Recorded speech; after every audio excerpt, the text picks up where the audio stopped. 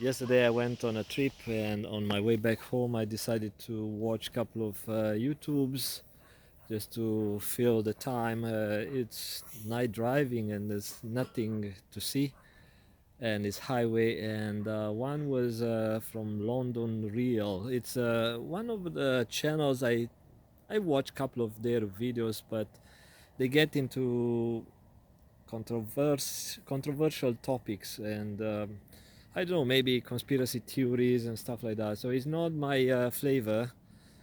And one of their guests was a guy who wrote a book. He was not promoting his book, but he was. Let me see. Is this catchy?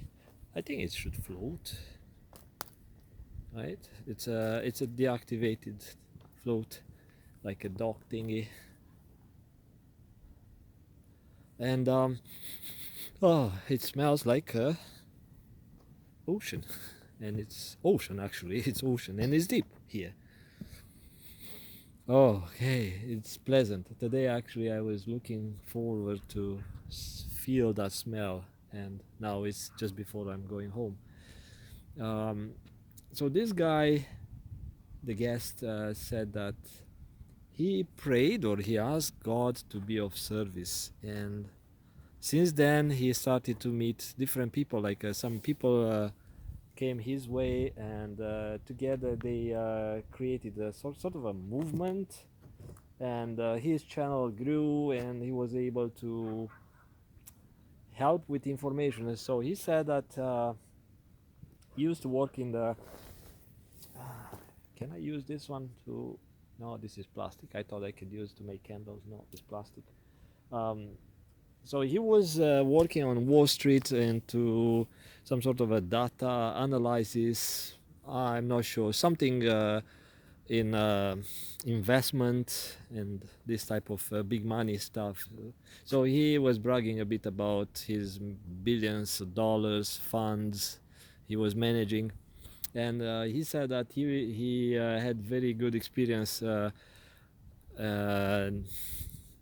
reading charts and trends, and he noticed something about pandemic and about mandates, how people started to die, and all those things. So that's, like I said, more of a controversial topic which I don't want to touch today. But when he said that he prayed God to be of service, I said, oh, that's interesting, because I did the same thing. I, how to say, because I don't pray, I just think, and I know God, it's in everyone's mind, because God created us as a sort of a special AI type of intelligences. Um, it's a special type of a consciousness that thinks. It's like is learning. Yeah, we might be some AI, doesn't matter. I may be one of those talking to himself into someone's computer. That's also okay. But if you are watching this thing, and if you thought of that, you're not alone.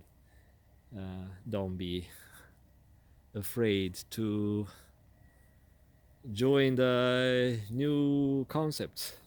And so I thought in my mind, so I prayed, I want to be of service. I want to be your, like God's slave, kind of, not slave into the derogatory mean, but like a helper.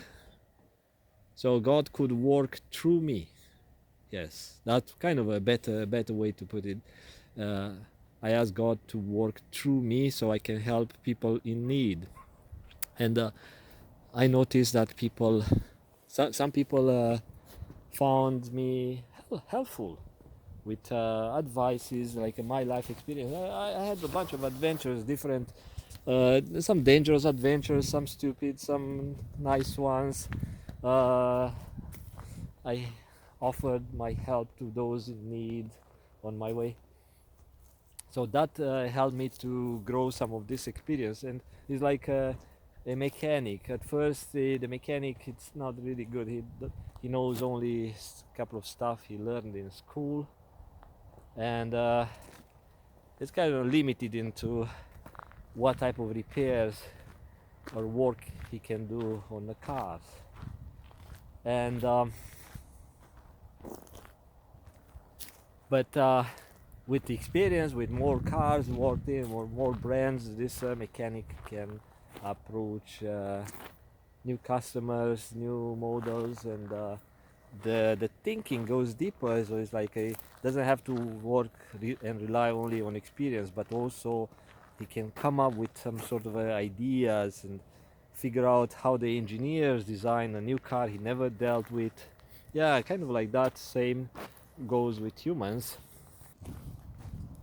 Yeah, so some people uh, wrote some thank you notes and some nice feedback, which was really helpful to me to encourage me to do what I'm doing, because it feels good to be able to help someone. And like I said, it's just a simple, basic stuff. It's not like, wow, I'm doing something extraordinary. It's um, I used to say I turn on the light, and I thought I came up with this expression, but when I talked to my auntie, she said there is actually a prayer people use into, I don't know, Orthodox religion or whatever. Um, it's like God help me to turn on the bits of life, bits of light in my mind. I'm not sure how to translate it, but something like that. It's like, you know, I'm in the dark and I need this God to turn on the light so I can see more, I can see better, I can see the dangers, I can see the truth, I can see how to help myself, my family, and other people. So that's what I do. I encourage people to uh, see their own powers, their own strengths, because they, in a time of stress, time of pain, time of crying, uh, they don't have any emotional power left in order to see themselves as powerful creatures, as powerful human beings, and they are being indoctrinated to believe that, you know, uh, we have all sorts of viruses, all sorts of powerful people keeping us down. We have to obey, and if we don't, we lose our rights and our source of food. And it's scary. It's scary to live with stress, with death, with information from the news, and own needs, sometimes own body needs, and all together put too much pressure on the mind. And now the mind is overwhelmed and cannot see own powers because it's too much information. Is that like you live into a, or you fly into a cloud and you don't see the airport, you don't see a safe landing area. But if someone is turning on the lights on the airport, on the tarmac, on the runway, then it's a, whoa, thank you for helping, because I could not find this. I lost power on my dashboard, on my instrument, so I was flying in the dark, in the clouds, in the rain or bad weather, and I lost my bearings, and it's really scary. You know, the airport is somewhere, maybe, if you think that way, but sometimes you are far away and you don't know where you are, you're lost. So that's the whole idea. Uh, Someone from outside can see this person navigating in the dark. Maybe you are on the ground. You are on a safe ground because you stayed away from trouble. Maybe you navigated better. Maybe you use better tools, better maps, better friends.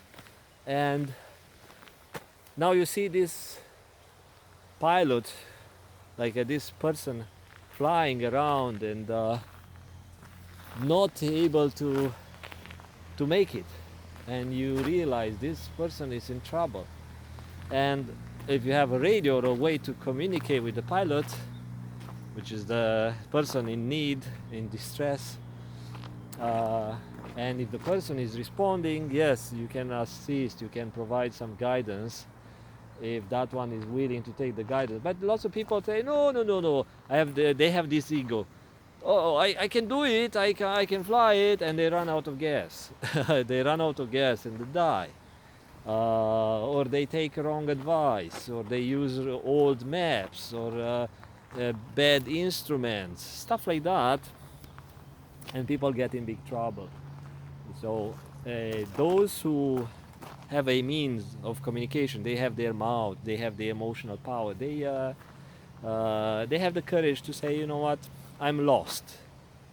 Can I get some guidance? And it's no judgment. It's just compassion, love. We all been there. We all know how it is to be lost and how it is to be in pain. And that's kind of an analogy. But also, the person on the ground, maybe someone working near the airport, or maybe someone, another pilot, or you are the pilot who knows, or maybe just a helper, a person who loves to help someone in need. Sometimes it's good. It feels really good and encouraging and motivating um,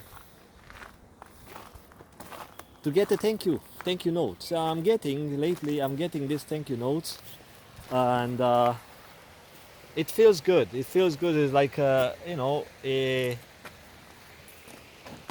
my service has value, or my help has value to other people. And the thing is, and why I'm recording this one, is because some people say, yes, oh yeah, it does help me. I was able to sleep better. I was able to navigate better, or I saw this light at the end of the tunnel. And I'm asking, can you provide some review, some feedback, or something like? So I need to know how you feel, how it did help you, so I get some feedback, so I can improve my help to others. And also I can share that note to those who don't believe in healing or energy or services like that, or help like that.